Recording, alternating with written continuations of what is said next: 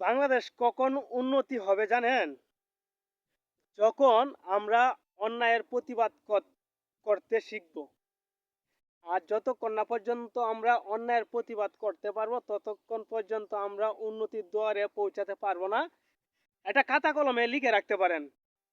এখন সবাই ভয় পায়, ভয় ভয়। এটা প্রত্যেকের মনের ভিতরে সেট আপ হয়ে গেছে।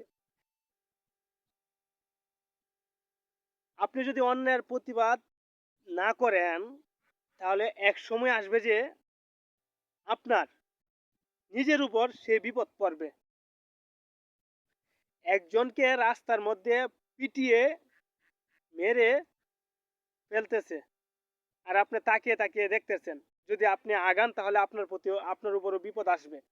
তো এই মনোভাবটা কিন্তু আমাদের বাংলাদেশের প্রত্যেকটা জনগণের ভিতরে কাজ করে। আর সেজন্য হয়তো আমরা নিচের দিকে ধাবিত হচ্ছি। অনেক কিছু বলার ইচ্ছা হচ্ছে বাঙালি জাতিকে, কিন্তু বলতে পারতেছি না।